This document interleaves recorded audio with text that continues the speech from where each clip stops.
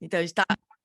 Surgiu o assunto do javali, né? O javali classicamente representa ignorância mesmo, mas o Lama Santa ele dá uma explicação que é bem útil também sobre o javali, que é as nossas identidades, né? É tudo que a gente faz, todo esforço que a gente faz sustentando alguma identidade, representado pelo javali. Aí, quando essa identidade é ameaçada, surge a cobra, que é a raiva, né? Para a gente defender o javali. E para sustentar, né, o javali, a identidade, a gente faz muitas coisas, a gente se apega a muitas coisas, então surge o galo, que é o desejo de apego, né? Que vai nutrindo o javali, assim, né? Uma atividade incessante, que o Lama Santen fala. É super útil, eu acho, essa visão do javali como identidade, né? Porque, de uma certa forma, é uma manifestação da ignorância, porque já que a gente não sabe quem verdadeiramente é, né? A gente se identifica com as várias identidades, os vários javalis. Mas na vida cotidiana é super útil pensar no javali como identidade. Mas eu me assim faz sentido para sua, eu me inspirei no Lama Santen mesmo, Gê, porque uma é. vez do javali Isso, Javali do praticante, é. eu... isso faz super sentido, porque justamente o javali, ele cutucou a minha honradez, a minha, É. né, Aham. toda a minha honra, toda a Sua minha identidade. dignidade, minha identidade, que aí Aham. seria o galo, seria o galo. Então, quando A a identidade é ameaçada, aí o animal que surge é a raiva, que é a É a cobra, raiva, né? a cobra. A Aí cobra. a cobra para defender O javali. a Javali. javali. Não, é javali? A É. cobra Ah, defende o javali. a cobra defende o javali. A cobra defende o javali. O javali é a identidade, né? A manifestação, quer dizer, para que a identidade apareça e ela cresça, a gente precisa fazer muitas coisas, não é? Se cercar, Aham, conseguir muitas coisas. Então, esse é o aham. galo. O galo Ah, representa essa ação incessante, assim, que serve para fortalecer o javali. E a cobra surge quando o javali é atacado. Então, a cobra defende, né? A raiva. Aí, o que a TT estava falando é que é engraçado, é que a gente vai construindo vários javalis, né? Um deles pode ser o javali do praticante, né? O praticante que coleciona iniciações, que coleciona transmissões orais, que faz uma pastinha para organizar. Mas esse javali, já que é para a gente ter algum javali, que ele seja esse, né, TT? Também tá bom, né? Mas a gente tem que cuidar também disso, porque daqui a pouco tá o javali do praticante que usa, né, sei lá, bota Hoje, eu um vi uma crachá, não palestra do sei. Lama Santa, uma palestra do Lama Santa em sábado, ele falou que o javali contemporâneo quer ser youtuber, influencer. Eu achei engraçadinho. Achei engraçadíssimo. Muito engraçado, o influencer, né? Javali É, digital, né? Das é. mídias sociais. Quer ter um canal de Instagram com muitos seguidores, né? Esse é o javali moderno. Ai, que gozado. Mas aí tem essa versão mais budista do javali também, que a gente tem que cuidar, né? Porque senão a gente replica todo o samsara dentro do Dharma. Aí daqui a pouco a gente fica todo cheio de orgulho, porque sabe muitas coisas do Dharma, né? A gente vai se atrapalhando de tudo que é jeito, né? Esse jogo que o Trumpa chama de materialismo espiritual, né? Que é o javali, né? O javali budista. É muito útil essa descrição. Aí o Lama Santen falava que os cartões de visita, mas já nem existe mais cartão de visita, né? Que a gente podia olhar para os cartões de visita e falar, esse aqui era o javali quando eu trabalhava não sei onde, esse aqui era o javali de quando eu trabalhava não sei onde. São todos os nossos cartões de visita. Muito engraçado, né? Mas o javali, esse negócio do galo é muito interessante, porque o javali, não fosse o galo e a cobra, o javali, ele não ia ser notado, né? Porque o galo significa todas as atividades que a gente faz para fortalecer o javali, né? E a raiva, que a cobra, ela sai na defesa, né? Mas não fosse o galo e a cobra, o javali, ele não ia ser muito fácil de ser notado, assim.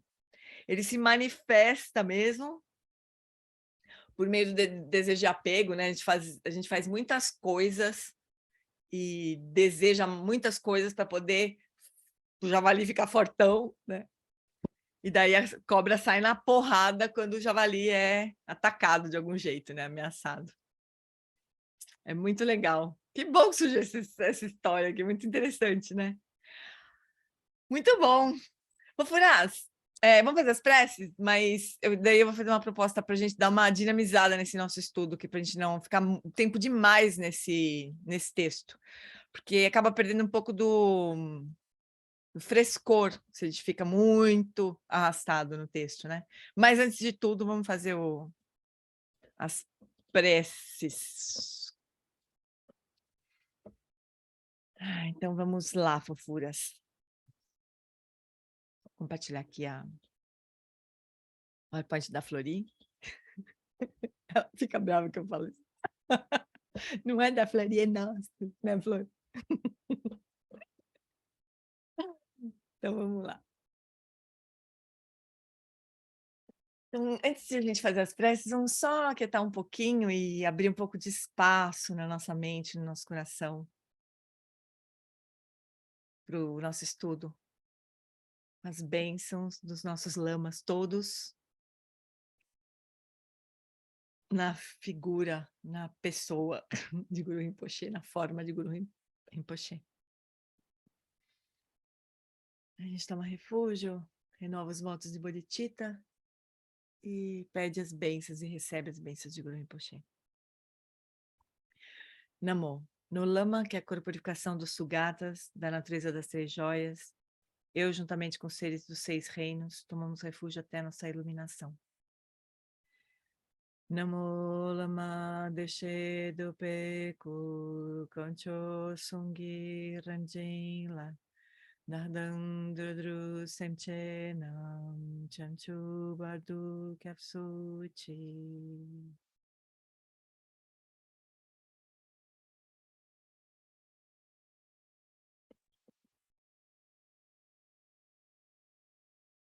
Para benefício de todos os seres, eu faço surgir o espírito do despertar e cultivo a realização do Lama como Buda. Por meio de atividades iluminadas, treinarei cada ser de acordo com suas necessidades e faço o voto de liberar o mundo.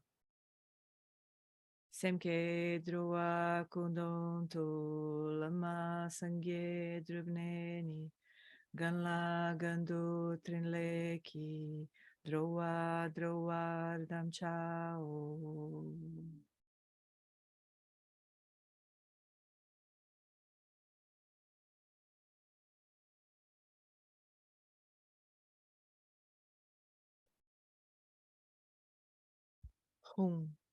Na fronteira noroeste de Odiana, no coração de um lótus, está sentado aquele renomado como Padmasambhava, que alcançou o espantoso Supremo Siddhi e está cercado por uma hoste de muitas daquines. Seguindo suas pegadas, dedico minha prática, por favor, aproxime-se e conceda suas bênçãos. Guru Pema Siddhi Hum. Hum Again Ugi Nubjansam Pema Gesar Dompola Yamsen Chogi Ngadrumye Pema June Shesudrak Kordu Kandro Mampe Kor Keki Jesu Dadruki Jinge Lapche Sheksu So Guru Pema Siddhi Hum. Hum Argen Yogi Nobjan Sam Pema Gesar Dompola Yansen Chogi Modrumye Pema June Shesudrak Kordu Kandro Mampe Kor Teki Jesu Dadruki Jinge Lapche Sheksu So Guru Pema Siddhi Hum. Durante uns instantes só repousa, imaginando que nós, então, recebemos as bênçãos de Guru Rinpoche para o nosso estudo.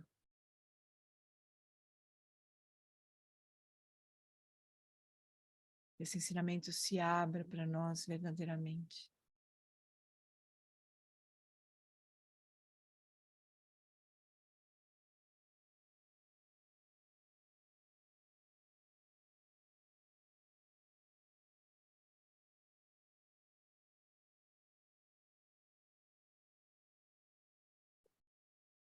Muito bem, amores. Então, olha só, eu vou mostrar para vocês onde que a gente está. Daí a gente vai... Deixa eu ver se é isso aqui. Então, aí a gente vai terminar o trecho que está faltando para a gente terminar essa sessão do livro, né? Que é esse... A gente já terminou, na verdade, estes do... Clica em cima do índice, ele vai para o texto que é a ideia do índice mesmo, né? Mas a gente já terminou esses 2 trechos aqui, falta só o último tópico dessa sessão, né? Que é a diversidade como suporte para o cultivo da atitude de apreciar mais os outros do que a si mesmo, né? Daí vem uma longa sessão, que é igual o texto raiz, um pouco expandida. Aí a minha sugestão é que a gente vá para o texto raiz para essa última sessão. Vocês vão entender melhor quando chegar lá no livro. E assim a gente pode terminar um pouco mais rapidamente, sabe? E passar para outros ensinamentos. Assim, a gente pode voltar para o texto raiz, né? Que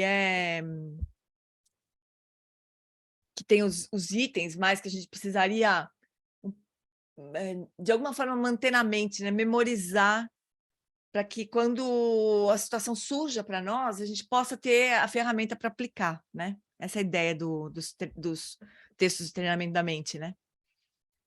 Então, vamos ver. Na sequência, a diversidade é utilizada como suporte para o cultivo da atitude de cuidar dos outros mais do que de si mesmo, né?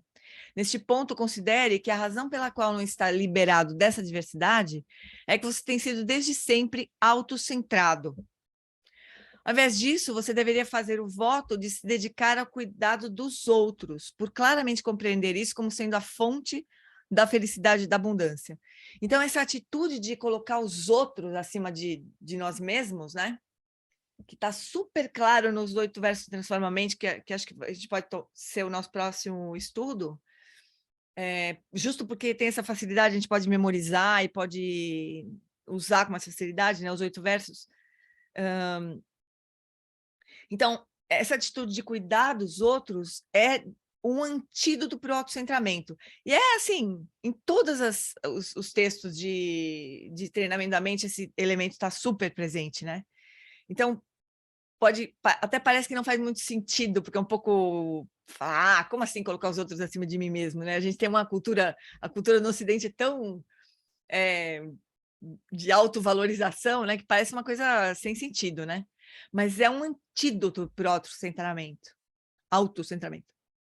Então, a razão pela qual a gente não está liberado do samsara é o autocentramento. Então, todos esses ensinamentos sobre Lojong, eles procuram servir como um antídoto direto para o autocentramento. De que jeito, né? Cultivando a mente do bem-querer, todos aqueles ensinamentos do Geshe Pende, né? De a gente levar de a gente se colocar ter uma atitude, né, de apreciar mais os outros do que a nós mesmos.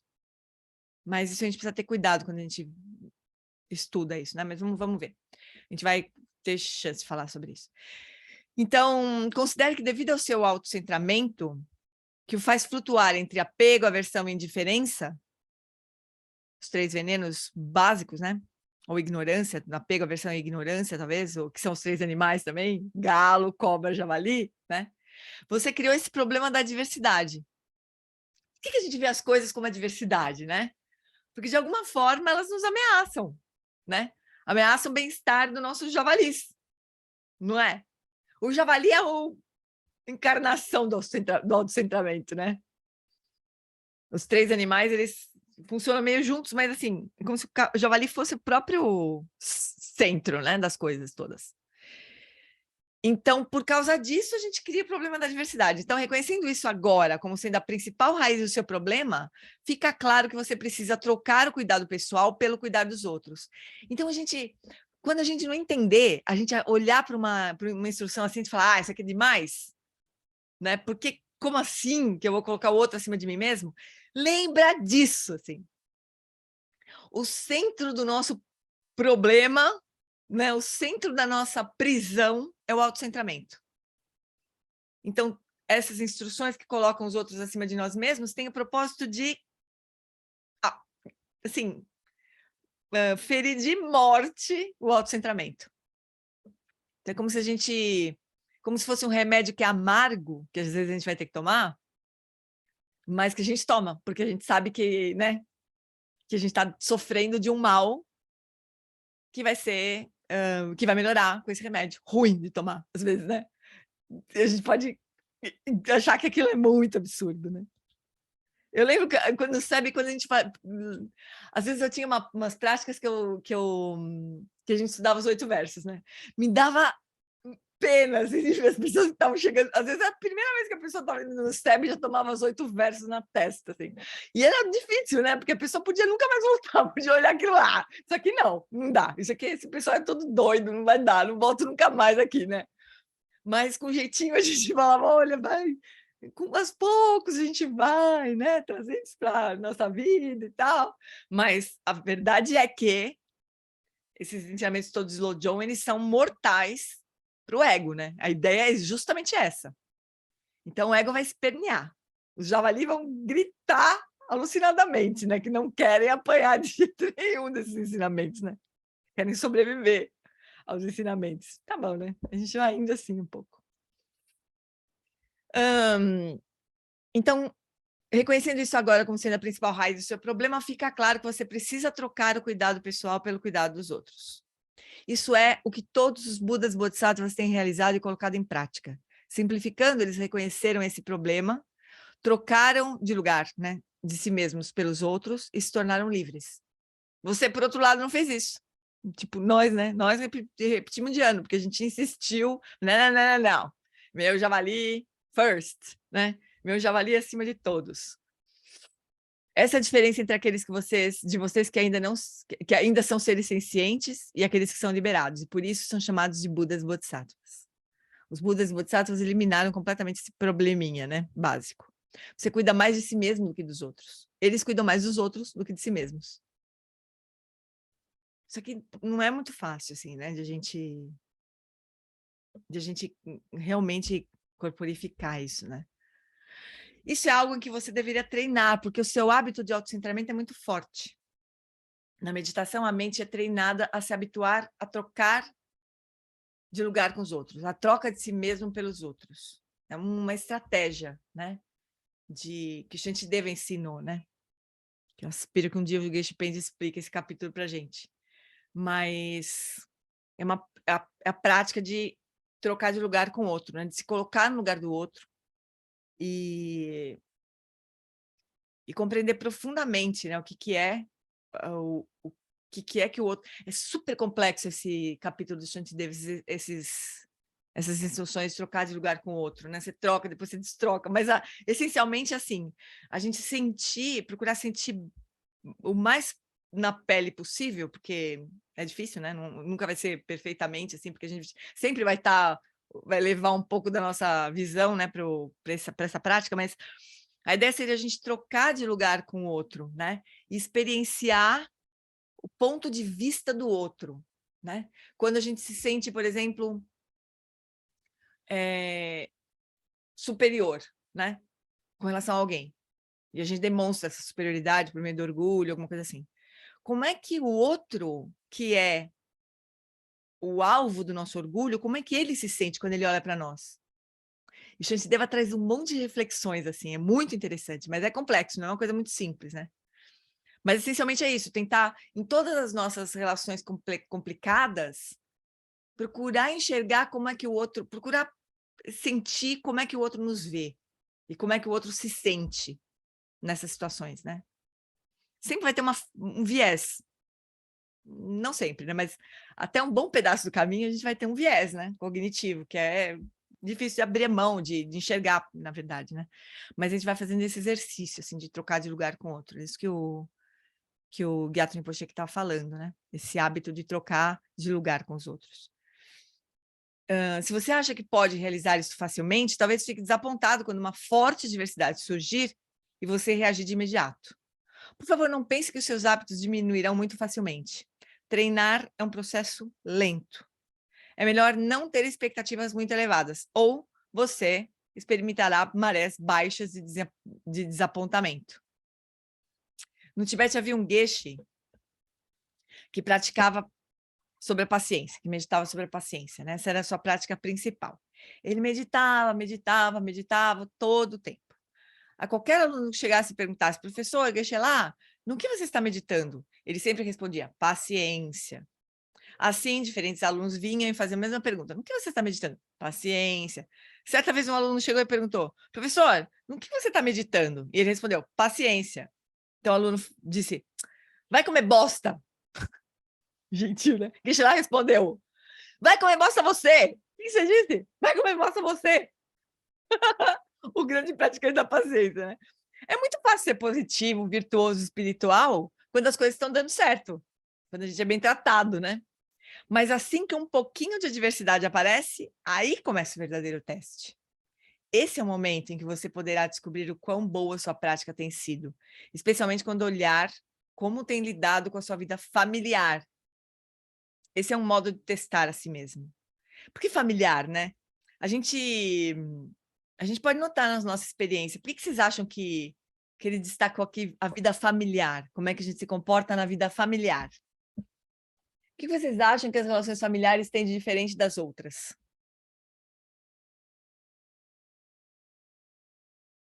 Ei? Cara, Proximidade, né? Hã? posso Proximidade. arriscar um palpite? Falta de paciência. Falta de paciência. É onde a gente se É o revela. karma. Falou. Fala, Atila. Karma se levanta. Eu tô dizendo que pela proximidade, né, Uhum. a gente tem mais espontaneidade nas relações familiares, né?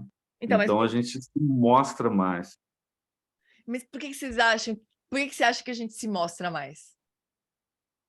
Porque é familiar, porque é próximo. Só porque é próximo?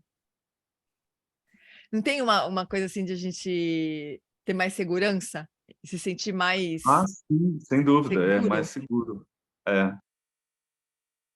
Eu acho que, por exemplo, se você pode até ser rude com a sua mãe, com seu pai, com seus irmãos, apesar do que o Rinpoche lá falou que é a sua mãe, ponto, não tem o que fazer, mas Tratar bem. tem que tratar bem, não adianta. Mas você sabe que ela nunca vai deixar de te amar e Isso. nunca vai te virar as costas. É. A Né? gente tem mais Você tem segurança. menos filtros, né? Acho que a gente usa menos filtros de educação, de polidez com quem está no dia a dia, né? Exatamente, né? Tem uma questão da constância, né? De, assim, claro, da frequência com que a gente está junto com as pessoas, né? Mas essa questão da segurança na relação de, eu posso falar o que eu quiser, porque minha mãe nunca vai me mandar embora de casa mesmo, né? Isso é... E você não perde o amor, né? Você sabe que É. não vai perder o amor. Exatamente. Mas não faz muito sentido se a gente for pensar, né?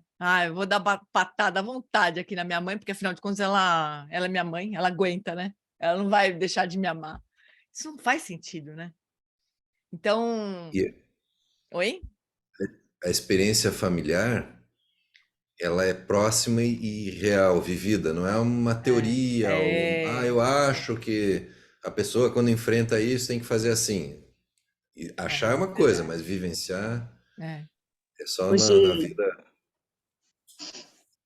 Oi, pode falar? Fala, querida. Um ponto de vista que eu queria colocar é que a gente congela também as pessoas, né?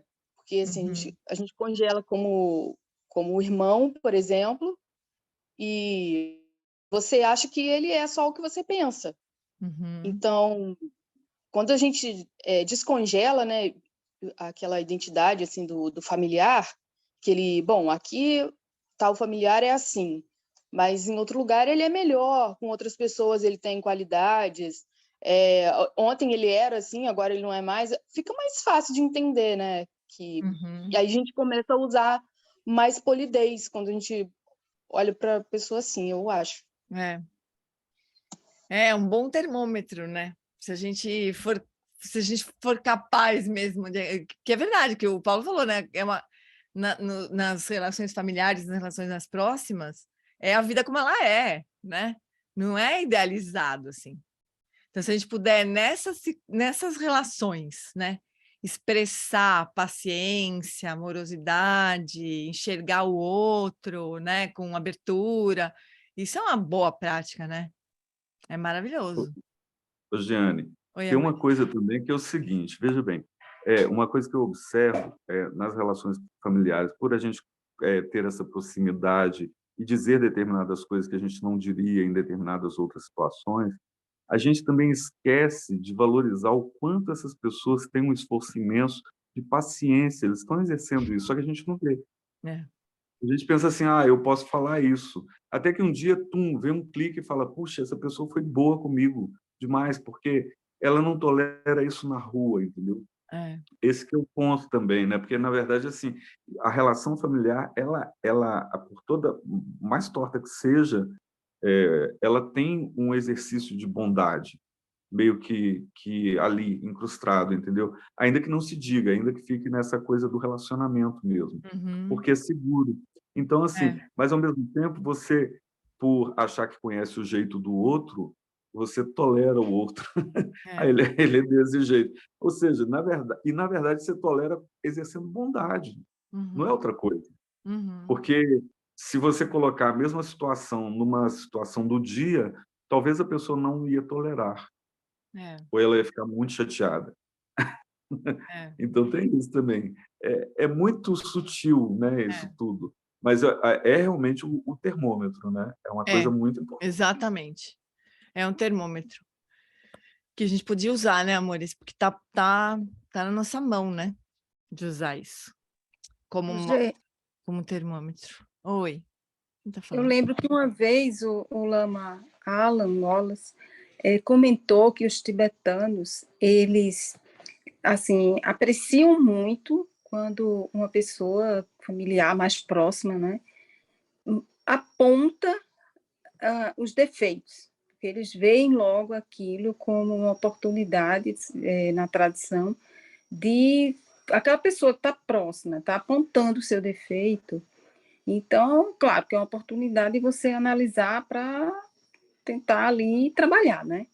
Então, assim, eu fiz um retiro, eu não sei qual foi, mas ele comentou muito isso, e assim, eu fiquei sempre eu lembro dessa passagem, principalmente quando acontece a crítica. Só que às vezes eu penso assim, nisso, aí depois, tá, deixa para lá, depois eu vejo isso, aí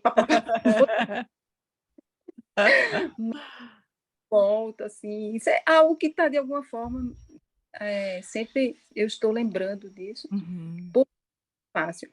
E também, assim, quando eu vou criticar, eu tenho buscado criticar no momento mesmo que eu não esteja com nenhuma raiva de nada, para que o outro possa ouvir. Eu estava vendo um seriado que é sobre os judeus, como eles vivem, uma comunidade judaica ortodoxa em Israel. E aí o rabino estava, o filho falou alguma coisa, ele cita uma parte assim do livro sagrado e vai lá e dá um tapa no rosto dele, que ele fala que aquela ali vai ser feito como um modo de educar lá, né? Aí ele cita o texto, e aí ele fala para quando ele for fazer isso com os alunos dele, ele diz, aí ele cita, né, o texto sagrado, e aí ele faz uma observação, assim, continuando, ele fala, sempre quando for fazer isso, observe para que você não esteja sentindo nenhuma raiva, senão o aluno não vai sentir o ensinamento. Ele precisa perceber que você quer o melhor para ele. Eu achei tudo a ver com o budismo, né? Sabedoria, total. Sabedoria. Aí, isso foi domingo, que eu estava vendo esse capítulo lá da série. Aí eu, puxa, vê que coisa. É exatamente isso. Ele, né? Se você fala com raiva, porque toda vez que eu escuto uma crítica que o outro está com raiva, eu vou logo ver a cobra, né? Claro. Para bater. Claro. E também, quando você fala com raiva, aí o que você colocou, calça o sapato do outro, vá para o lugar dele. Do mesmo jeito, então não vai para canto nenhum. Então, o familiar, aspecto, como a gente fica muito próximo e tem essa confiança, como todos já falaram, e essa liberdade também de dizer alguma coisa, às vezes a gente se excede. E é bom a gente cuidar também do mais próximo. Então, uma das questões assim que eu acho importante nós trabalharmos, quer dizer, eu pelo menos, é nunca falar com raiva. Porque não tem eficiência isso, né? Porque o que acontece com a gente quando alguém vem falar com raiva com a gente? A gente não se fecha? A gente se fecha. A gente se defende, né? Como é que a gente pode esperar que o outro vai ouvir a gente, né? Às vezes sai, né? Mas a raiva nunca é uma boa ideia, né? Nunca é uma boa ideia. Sempre tem uma forma melhor de agir do que com raiva, né? O G, sou eu. No lado simétrico ao comentário da Teresa, se eu for fazer uma lista dos defeitos da minha personalidade, vai ser pequenininha, assim, bem pequenininha. A melhor maneira é perguntar para ela, porque daí com certeza vai sair uma lista enorme. Acho que o marido e mulher tem essa coisa, né? Mas ainda assim a gente pode ouvir e pode não concordar também, né? Porque a gente tem sempre uma visão bem enviesada das pessoas, de tudo, né? Tem que contar com isso também, né? Então, eu acho sempre que a Getsuma fala isso, né? Ela acha que a gente tem que também ter esse trabalho quando a gente é criticado, né? Se aquilo for verdadeiro, a gente acolhe, agradece, né? Mas a gente tem que checar também se é verdadeiro, né? Porque o outro também está sujeito a um olhar enviesado, né?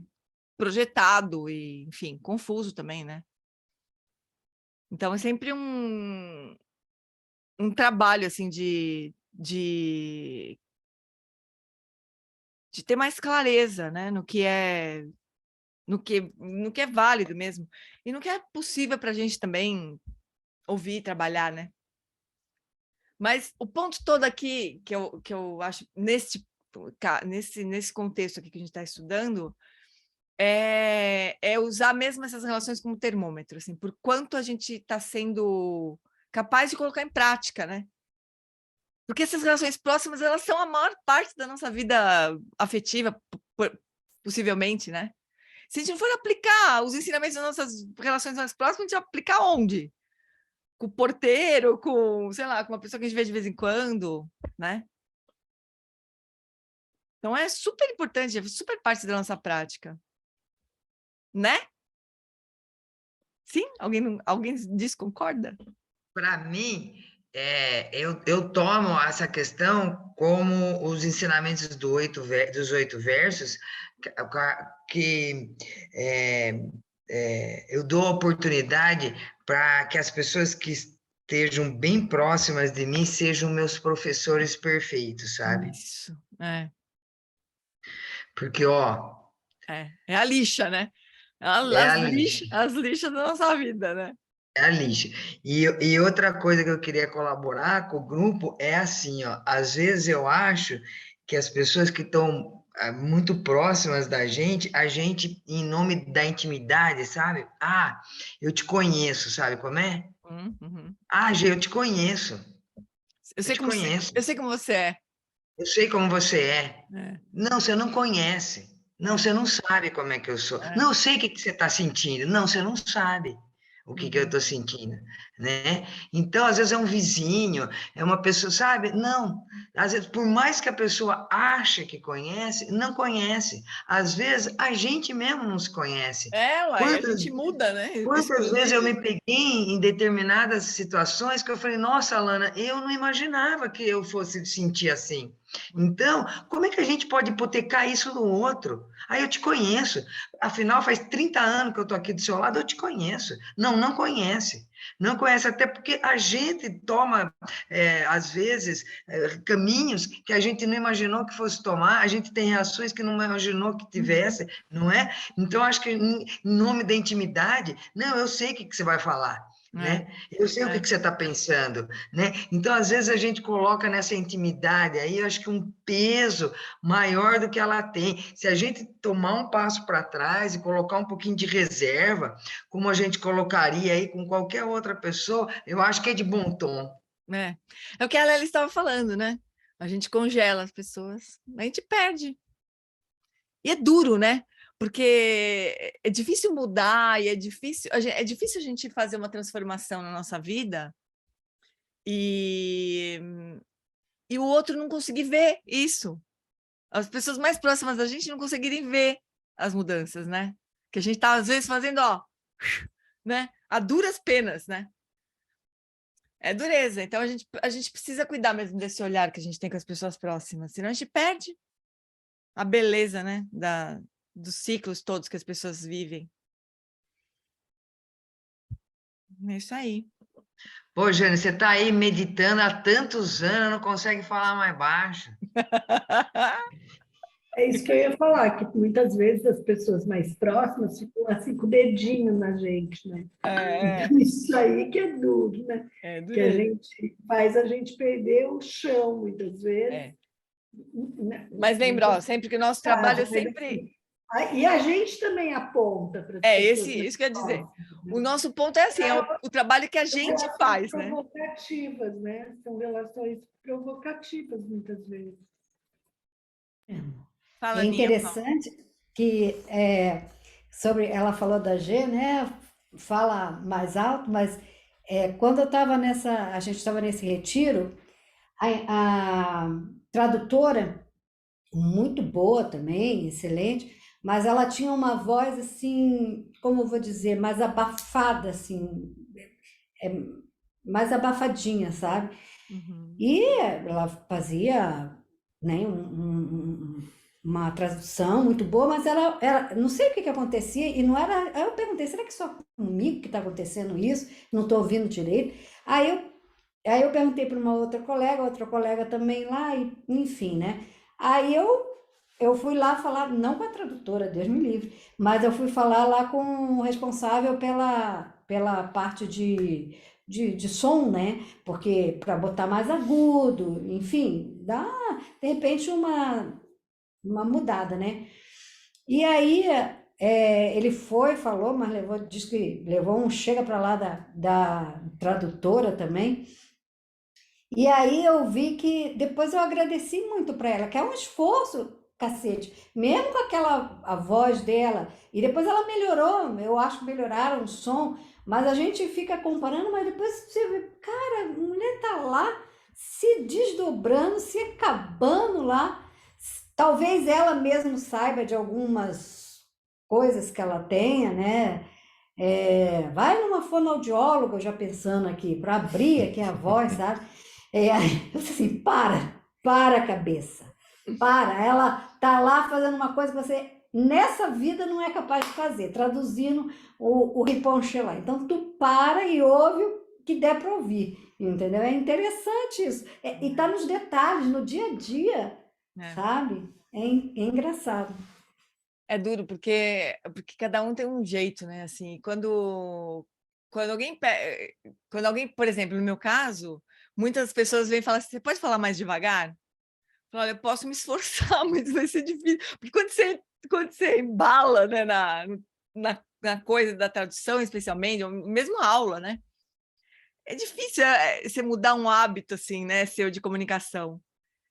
Então, é super complicado mesmo. E ela, se ela tem um tom de voz mais baixo, para ela é muito difícil falar mais alto. Do mesmo jeito que para mim é muito difícil falar mais baixo, né? E às vezes, gente, esse jeito toca o coração da gente, que foi o que você tocou mesmo. Porque eu não me imaginava nessa coisa de você entrar num lugar e para se espiritualizar, falar baixinho e não tocar o chão e achar que tinha que levitar. Na hora que eu entrei no SEB e vi essa mulher, você entendeu? E vi essa mulher lá, eu falei, gente, eu louca, também posso. Né? Você tá louca aí, medita. Eu também posso. E aí, isso aí já vai remontar 8 anos. Mulher, eu também posso. Porque se ela pode, eu também posso. Olha que mulher é essa, entendeu? Então, são coisas que acabam que tocam o coração da gente, que a gente não precisa mudar, a gente não precisa ser diferente, né? A gente precisa fazer com amor, né? Porque daí a gente vai tocando os corações. A partir do momento que você vai fazendo com amorosidade, com o coração, com respeito, com acolhimento, né? E aí você, poxa, você vai respeitando quem está do seu lado, você vai acolhendo, você vai, poxa, acho que vai dando certo, né? Você não vai passando por cima, não vai querendo mudar, não vai, eu acho que vai dando certo. Mas, gente, olha só, sempre vai ter gente que gosta e gente que não gosta, sabe? Especialmente quando o que a Ana falou é precioso, assim, independente do jeito que ela fala, se é uma coisa que nos agrada ou não agrada, gostaria que fosse assim, gostaria que fosse assado, ela está fazendo um trabalho indispensável, né? E maravilhoso, né? Então, você poder ir além das preferências, assim, que são, né? Que são relativas mesmo. E não, porque quando a gente gosta de um determinado jeito, a gente fala assim, todo mundo deveria ser assim, né? Mas não, tem outras pessoas que ficam super irritadas. Uma pessoa que fala mais alto, ou que gesticula, ou que faz piada, ou que, sei lá, dá risada junto. Tem pessoas que não gostam disso, né? Então é sempre assim. Algumas pessoas vão ficar felizes, outras não vão, né? Mas o fato é que todo mundo deveria ir além disso, porque o essencial mesmo, né? É o trabalho que ela, nesse caso dela, da tradução, é a tradução, né? Em si, assim. A gente compreender os ensinamentos, caso contrário, não fosse por ela, a gente não compreenderia, né? Então, é sempre bom a gente pensar nisso, assim, que as nossas preferências, elas são muito...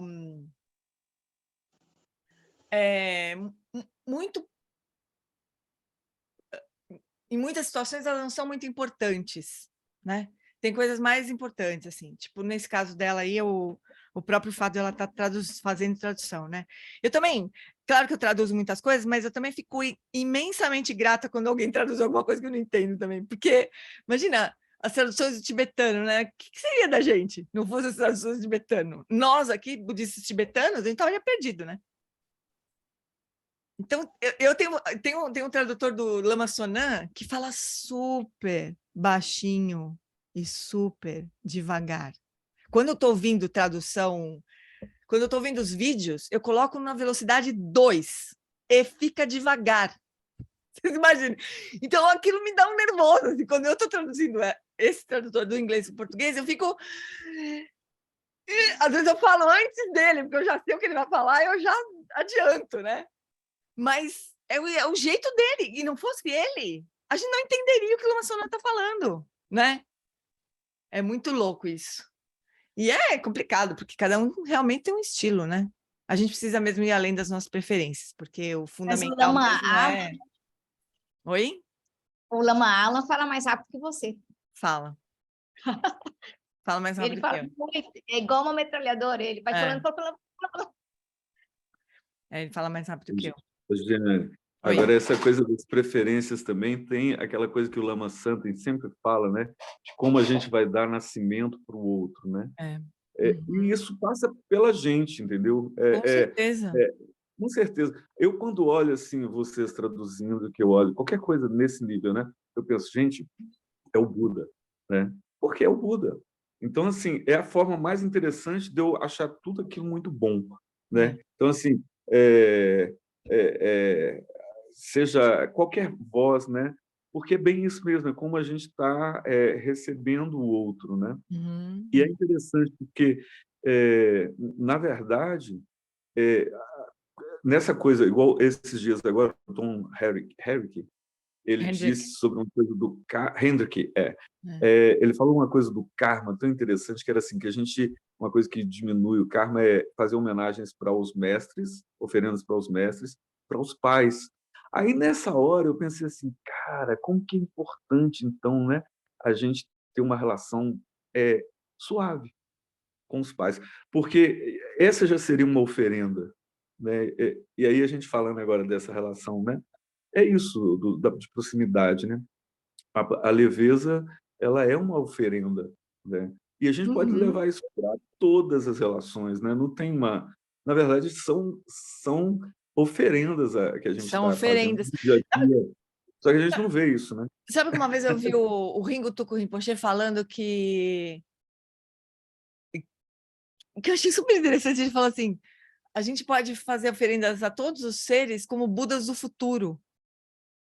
Olhando todos os seres como se eles fossem Budas, porque todos os seres são Budas do futuro, né? Em algum momento eles vão atingir iluminação. Então a gente faz a oferenda para os seres que são os Budas do futuro. Não é bonito? Eu acho tão bonito isso. Isso tudo assim, a gente precisa ver. Você vê, ó, por exemplo, a Ana, né? Nesse caso da tradutora. Imagina se ela se irrita com a tradutora e fala, e daí não consegue nem mais ouvir o ensinamento. Imagina o tanto que ela ia perder se ela não tivesse conseguido, né? Fala, não, pô, ela está trabalhando, ela está fazendo um trabalho espetacular, se matando, ela teria perdido o ensinamento, imagina, por uma preferência, assim, por uma coisa, né? Quanto a gente já não fez de besteira por conta das preferências? Que a gente acha que são muito importantes, assim, muito valiosas, né? As nossas opiniões sobre as coisas. É um trabalho constante. Aí surgem as adversidades, né? Porque o que acontece? Surge o javali, né? Voltando para o javali. O javali fala assim, eu gosto de pessoas que falam alto, que falam mais rápido. Eu sou esse tipo de pessoa, eu sou uma pessoa assim, né? E aí, como o outro não corresponde, eu fico com raiva. Aquilo não me atende, né? Não atende a minha expectativa. Então, o jeito do outro falar vira uma adversidade. Por quê? Porque surgiu o javali que gosta não sei de que jeito, né? Aí tudo que não corresponde, que não atende, surge como adversidade. É o que o Gyatso Rinpoche está dizendo, né? Como a gente é autocentrado, então surgem as adversidades. É simples. Aí eu pensei assim, ai, a G aqui, meu Deus. Mas ainda bem que você, né? Não, passou. Aí eu passei. Alguma coisa, eu acho que... A G lá não ia estar fazendo nada. Porque eu vou te dizer uma coisa, tem até uma questão que é a seguinte, não é só... Nesse caso, os tradutores do Gompa, né? Eles têm um treinamento muito, muito preciso, assim, para traduzirem assim, de uma forma mega neutra, sabe? Eu estaria perdida, eu jamais seria tradutora eu não ia passar no exame, sabe? Porque não é o tipo de tradutores que eles têm lá, né? Então é bom a gente saber disso também. Então, assim, não se preocupem com o jeito que o tradutor fala, só pega o ensinamento, fala como o Átila falou, são os Budas falando aqui e pronto. E as preferências nossas não importam. E assim muitas coisas na vida, né? As preferências são sintomas do javali, assim, são coisas do javali, são manifestações do javali, das nossas identidades, né? Isso se aplica a tudo, né, Gê? Aplica a eu tudo. sempre lembro do Lama Santen, quando uma vez primeira vez que eu vi essa ideia foi do Lama Santen, que ele falou assim, olha, nós estamos, veja como é o mundo, né? Nós estamos, todos nós, prestando serviços, ajudando uns aos outros. E a gente criou a moeda para a gente achar que a gente está comprando alguma coisa. Assim, para movimentar. Economia, né? Uhum. Aí, hoje mesmo, eu fui ser atendida por uma pessoa e, na ocasião, era a primeira vez, eu olhei para ela, eu já fiz um oferecimento, assim, na minha cabeça, eu fui, assim, já fazendo bênçãos e agradecendo a ela por todo o conhecimento dela. E se você fizer isso e pensar que naquela linha só de uma única pessoa que está prestando um serviço para você, está lhe ajudando, você está cortando um cabelo, alguém ali está lhe fazendo uma oferenda para você, a habilidade, o meio que ele tem, ele está ali fazendo algo, cuidando de você. Aí você pensa que aquela pessoa tem pai, tem mãe, tem gente que cuidou dela, professores, ela se alimentou, alguém cuidou do alimento. Então, aquela rede que... Quando você olha, realmente, o mundo inteiro você está recebendo. Quando eu agradeço, assim, principalmente, eu estou mais, assim... Acordo, vou tomar um café, geralmente estou sozinha, e na frente tem uma mata assim bem grande, eu fico olhando, aí antes eu vou fazer a prece, né? Então, naquele momento que é quando eu olho para o alimento e penso em todas as mãos que estiveram ali, preparando aquele alimento, quem plantou, quem colheu, quem armazenou, quem levou para o supermercado. Aí eu vou assim na minha cabeça, fazendo toda aquela para agradecer. Aí a gente chega lá, a gente oferece a moeda, que é uma oferenda também, para que o outro use aquilo, né, para continuar trabalhando. Então, na verdade, quando ele explicou isso a primeira vez, eu achei aquele negócio meio esquisito, assim. Depois eu comecei, há muitos anos atrás, né? Aí eu comecei a refletir profundamente. Isso é uma coisa que diariamente eu penso, porque eu acho que é uma forma da gente sentir gratidão. E pronto, assim, os tradutores, os mestres, as pessoas que estão organizando tudo, que estão oferecendo alguma coisa, é maravilhoso. O mundo, isso aqui é uma terra pura. Quando eu penso nisso, eu vejo que o planeta é uma terra pura. A gente está fazendo oferendas. Agora, mas tem gente que está fazendo oferenda de coisas que estão prejudicando outras pessoas. Elas estão adquirindo karma nesse momento. Mas se você olhar bem direitinho, a maior parte do planeta está fazendo grandiosas oferendas. Então, aqui ainda eu acho que ainda é uma terra que assim, lindo! Que lindo! O Lama fala, quando ele fala de economia, né, que o que move o mundo não é o dinheiro, não é a economia, é a compaixão, né? É super bonito poder... É que, infelizmente, a gente banalizou essas coisas, né? A gente paga por um determinado qualquer coisa e parece que essa que é a troca que está acontecendo ali, mas não é, né? Quando a gente paga, aí a gente ainda vai, às vezes, com uma certa arrogância, né? E vai... Porque eu paguei, porque eu... entendeu? Essa visão, ela derruba isso. A gente é muito mais assim, poxa, o outro teve a dificuldade naquele momento no trabalho, muitas vezes você tem que dar um feedback, você tem que conversar, mas essa visão nos traz mais amorosidade. Mais amorosidade. Tanto quando a gente está nesse papel de pagar por alguma coisa, quanto quando o outro está no papel de receber, né? De oferecer um serviço e receber por aquilo. Se a gente pudesse enxergar isso, né? Que o nosso trabalho, seja ele qual for, é uma oferenda, né? Seja ele qual for. O Lama Wallace, ele fala sempre de uma mulher que era uma bibliotecária. Era uma mulher que cuidava de uma biblioteca. Não, peraí. Uma papelaria, eu acho. Uma mulher que vendia na papelaria, ela trabalhava na papelaria da universidade, eu acho. Diz que era uma mulher que, assim, vendia lápis, sei lá eu, né? Mas ele fala que ela tinha uma qualidade, assim, ela colocava tanta intenção naquilo que ela fazia, tanta amorosidade naquilo que ela fazia, que todo mundo se lembrava da tal da mulher que trabalhava na papelaria da universidade.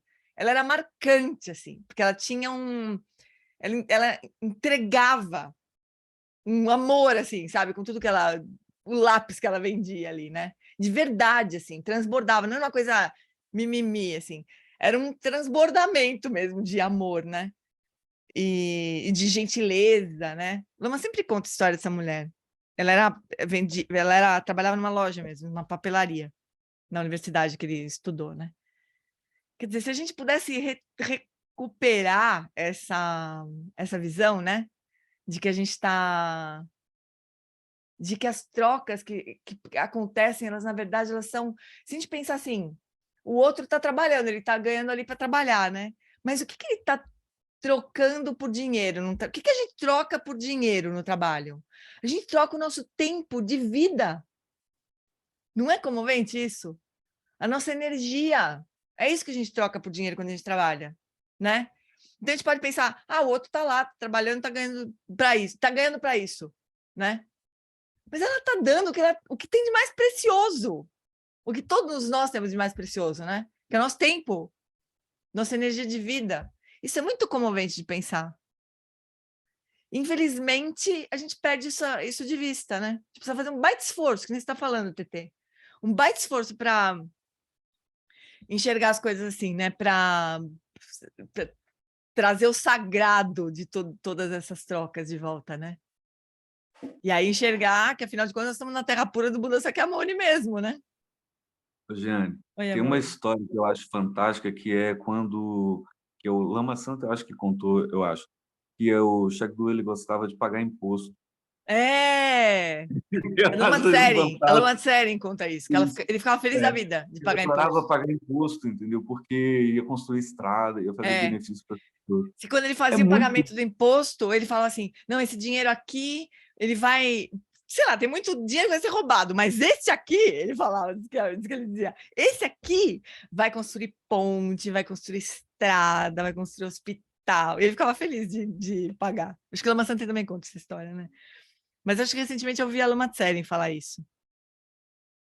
É super bonito isso. Depois que eu ouvi essa história do Shagdu, eu comecei a prestar atenção no que eu sentia quando eu pagava as contas que eu tenho que pagar, sabe? E eu realmente sinto que algumas eu pago com alegria e outras não. Tipo assim, eu pago a escola do meu sobrinho com a maior alegria do mundo. Tem coisa que eu odeio pagar. Tipo, plano de saúde, eu odeio pagar plano de saúde. Então tem algumas coisas que eu tenho prazer de pagar, outras eu detesto pagar. Mas eu faço um esforço assim, para pagar com intenção. Quantas pessoas são beneficiadas com aquele plano? Se você naquele mês não usa, não vai ser usuária. Tem o princípio do mutualismo. Tem que... eu sei, TT. Mas eu também sei a baixaria que acontece nos planos de saúde, né? Então tem que... Não! Então, pelo princípio do mutualismo, né? Já que como eu estou usando, eu estou pagando para alguém usar, porque esse é o princípio dos seguros, né? Sim. Então, essa é a jogada que eu faço para gostar de pagar o plano de saúde.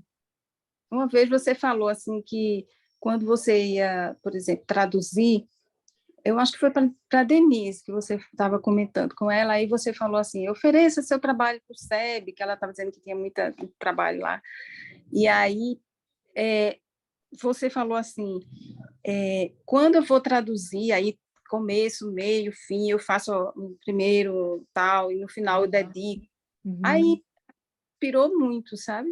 Aí eu comecei a olhar o que eu ia fazer, assim, eu digo, mas a G faz tradução, que vai ajudar tantas pessoas, não sei o quê. Eu estou aqui lavando essa louça, eu estou aqui fazendo isso, como é que eu vou fazer a mesma coisa que ela?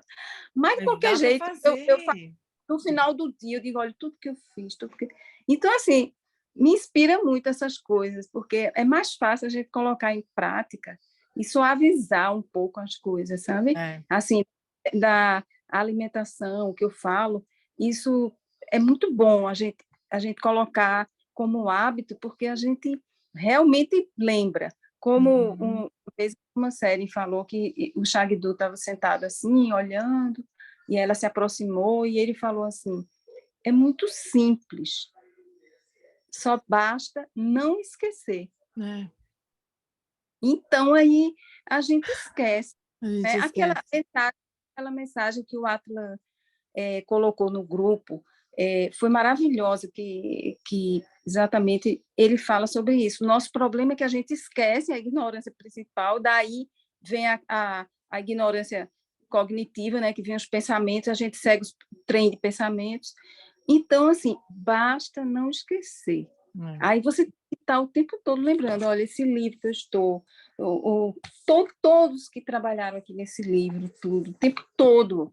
É um ensinamento que a Lama Tsering sempre faz. Vai escovar os dentes, aí você pensa no que você está fazendo e oferece para o benefício de todos os seres, embora você não esteja diretamente vendo, eu vou escovar meu dente, como é que vai? Essa relação lógica é da cognição.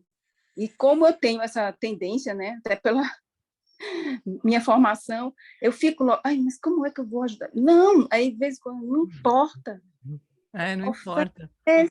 Oferece.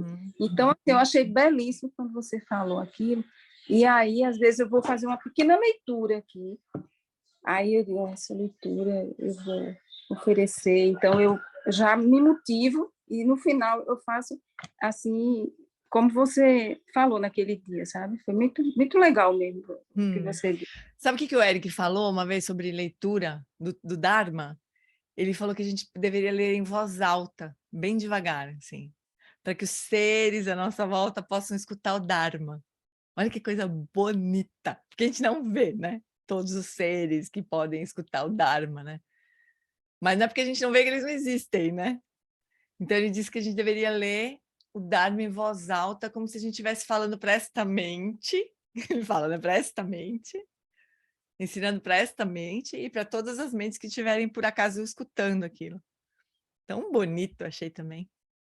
Quer dizer, é o que você falou, tá, Tetê? O que a gente deveria fazer é realmente transformar a nossa vida toda em prática. O que você está falando é exatamente isso, né? A gente pode transformar todas as coisas que a gente faz em prática. Bastaria a gente não esquecer de fazer isso, né? E como você disse também, eu não sei bem como é que eu escovar o dente vai beneficiar os seres, mas não interessa. Que possa beneficiar de alguma forma, né? Não se aprisionar nas construções, né, conceituais que a gente pode criar, né?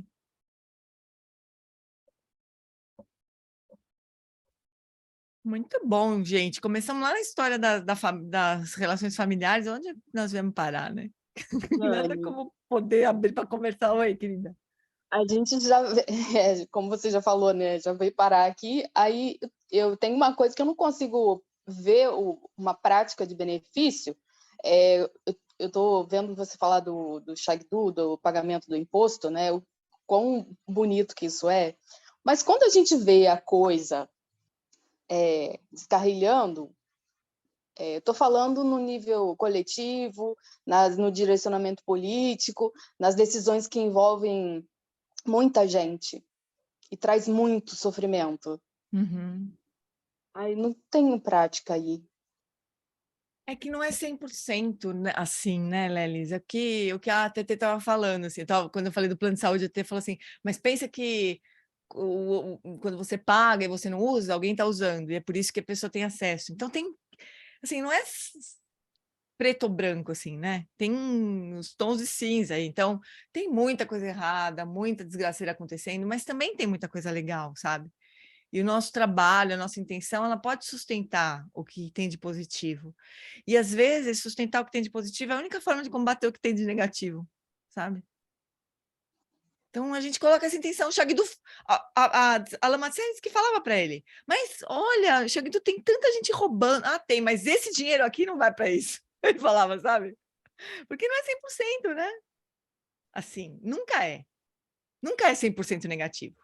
Não é que a gente não vai ver, né? Agora eu vou fazer o jogo do contente, só vou ver o que tem de bom. Não é. Mas também só ver o que tem de ruim não é real também. A Lama diz que a gente precisa sempre equilibrar. Tem coisas horríveis acontecendo e coisas muito lindas acontecendo. A gente precisa ver os dois. Isso é equilibrar mesmo, né? Então a gente aposta as fichas no que tem de bom. E vamos aí, né? Norman Fischer tem essa visão de imaginação com uma qualidade ser cultivada. A gente imagina, a gente sonha um mundo melhor, né? Oi, Atila. Nesse mesmo estudo do Lojong, quando a gente lê sobre transformar a diversidade como caminho e pensa nisso na coisa prática, o que me irrita, aquilo que me incomoda, aquilo que me fere, e olhar para isso como uma forma de... É isso que me está trazendo ensinamentos que de outra forma eu não teria. Achei muito interessante isso, tanto lá com Geshe Pende, sobre a paciência, né, como meu professor de paciência é justamente aquele que me irrita. Que te irrita. Essa é uma, digamos, uma novidade que o budismo trouxe para mim, para aprender a lidar justo com as coisas que não são o que eu idealizei como teriam que ser. Isso é uma joia preciosa mesmo, porque... E assim, olha, além disso, assim, quer dizer, as adversidades, elas não precisam ser... Nem tem como, né? Mas elas não precisam ser eliminadas, né, da nossa vida. O mundo não precisa ser perfeito para a gente poder ficar bem, né? Além disso, as adversidades, elas estão justamente apontando para nós o nosso autocentramento, que é a raiz do nosso problema, né? É justamente onde dói, é justamente por essa razão que a gente está circulando no sansário desde sempre. Fala, Flor. Ai, desculpa. Ué, você não quer falar? Não, desculpa, aberto meu microfone sem querer aqui. Ô, Giane, teve um ensinamento que a Lama Tseren deu sobre Sampalung Drukpa, e aí ela contou nesse ensinamento uma coisa muito interessante, que é assim, uma pessoa que acompanha o Karmapa, eu acho que já desde algum renascimento dele anterior, e que traz uma série de problemas para ele. Então, assim, a prova de que a gente não tem a visão disso, né?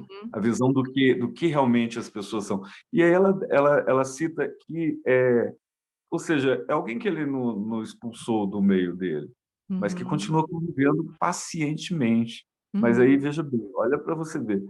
E a gente está querendo ver ter uma visão do todo em cima das coisas ruins que acontecem, mas veja só, uma pessoa altamente realizada que vai renascendo, renascendo, renascendo, não trata mal aquele que traz problema. Não, a Atisha também, né? Tem uma história dessas, né? O atendente do Atisha, atendente pessoal do Atisha, era um cara insuportável, grosso, maltratava a Atisha.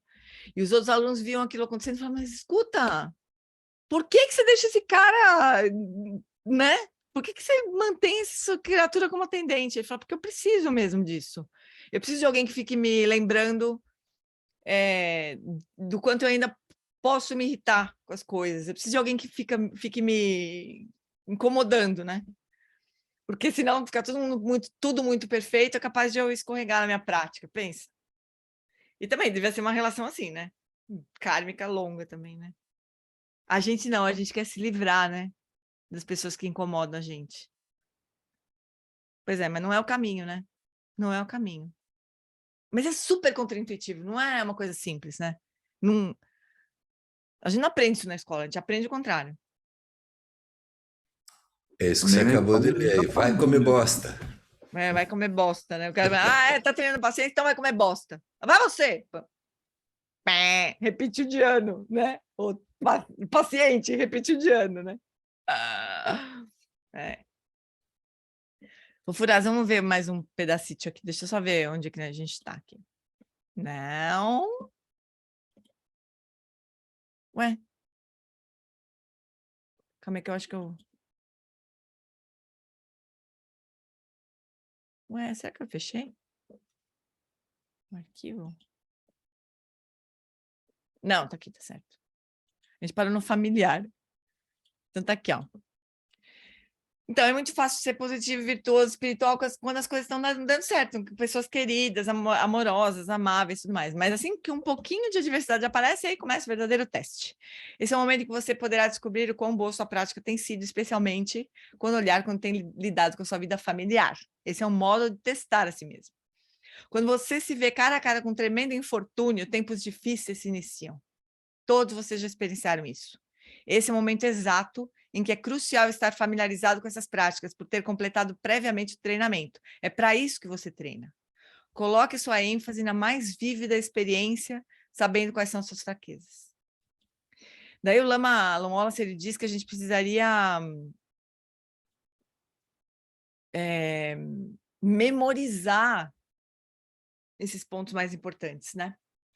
Então, o que eu queria que a gente fizesse, talvez, para a semana que vem, o que a gente podia fazer, é pegar o texto raiz, que eu posso postar de novo no nosso grupo,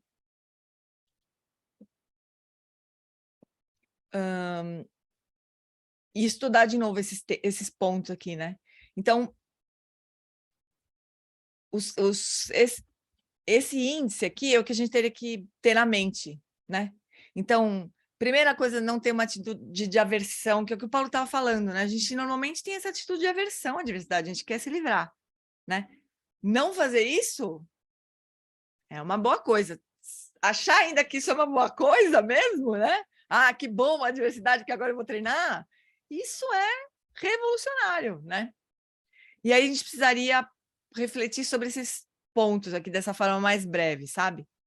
Então, sugestão para a gente poder, para a gente estudar durante essa semana. Estudar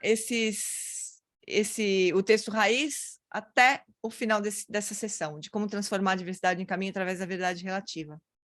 Aí, na semana que vem, então, sugestão, a gente lê e reflete sobre esses pontos, né? Refletindo assim, para mim, esse ponto aqui é o mais importante, eu não quero me esquecer, e eu me lembro de situações assim, assado, em que eu não consegui implementar isso, mas agora eu vou manter na minha mente, sabe? Coisas assim, tentar trazer para a nossa vida mesmo, né? Que pontos desses aí que seriam mais significativos para nós nesse momento. Da semana que vem a gente discute nas salinhas, junta na salona, mas tentando trazer para a nossa experiência pessoal mesmo, tá bom? Aí a gente encerra essa sessão e passa para as próximas que são mais simples, né? Mais rápidas. A gente pode trocar de texto, a gente pode passar para os 8 versos, né? Os 8 versos tem o ensinamento do Geshe Pende de um verso, eu acho que um verso por dia, se não me engano, aqui no Brasil, traduzido, né?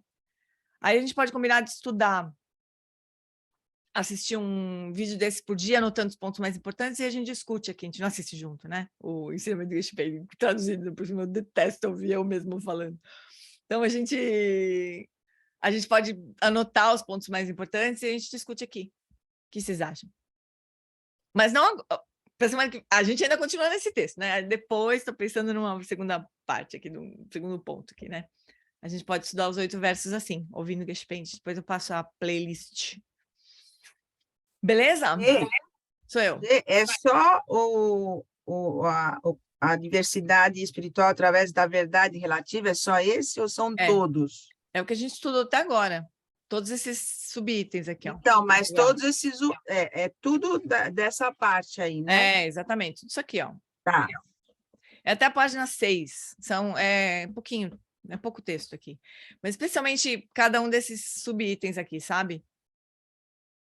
Como que a diversidade pode me ajudar a gerar uma renúncia do samsara, ou tomar refúgio, ou dissipar arrogância, purificar ações negativas, ser atraído pela virtude, praticar compaixão e praticar a apreciação do outro mais do que nós mesmos, né? E aí tem esse texto aqui, esse trecho de comentários que a gente nem estudou. Então, ó, quer ver? Para ficar mais fácil. Vamos estudar junto, vamos estudar até a semana que vem, até a página 4. Até terminar esse item aqui, ó. Até a página 4. E aí depois a gente discute esse de novo, né? Faz desse jeito semana que vem.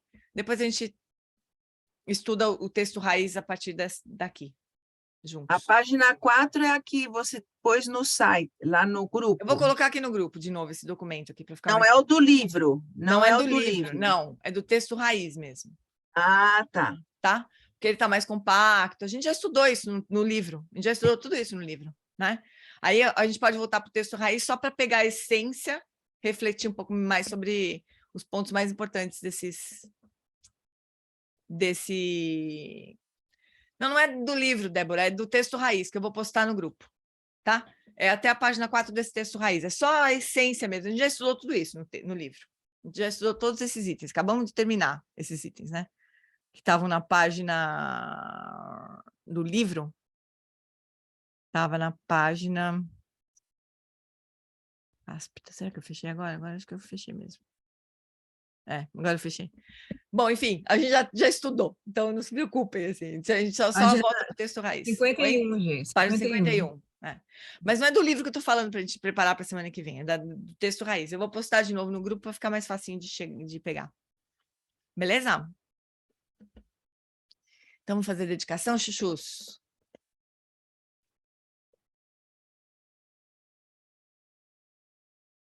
Vamos lá.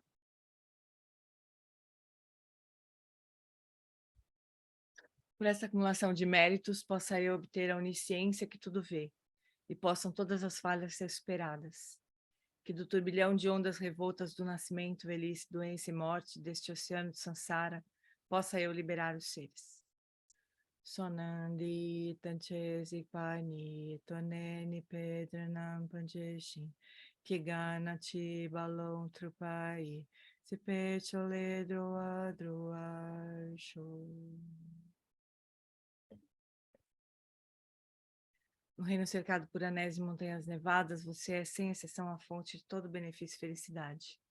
Poderoso Avalokiteshvara, Senhor da compaixão, Tenzin Gyatso, que seus pés de lótus permaneçam firmes por centenas de erros. Garira Weko Rijin Kamsu Pandan Dewa Malu Joene Cherezi Tenzin Gyatso E Japekau Jebadu Tenjuichi. Garira Weko Rijin Kamsu Pandan Dewa Malu Joene Cherezi Tenzin Gyatso E Japekau Jebadu Tenjuichi.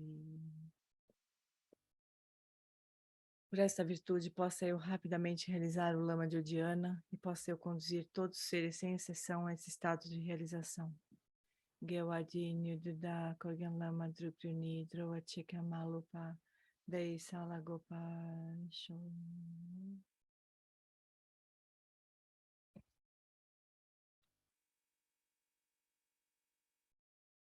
Então, muito obrigada, Chuchus. Obrigada. Bom final de semana. Obrigada, Votem Gê. com o coração. Obrigada, gente. Boa noite, pessoal. Obrigada. Beijo, Gê. Beijo. Oi? Domingo vai ter? Domingo vai ter. 6 horas, né? Já vai ter tudo acontecido, né? Eleição. Ah, tá. Vai ter tudo bom. já acontecido, né? E Mas a gente se encontra domingo às 6 horas. Beijo. Tchau. Beijo. Beijo.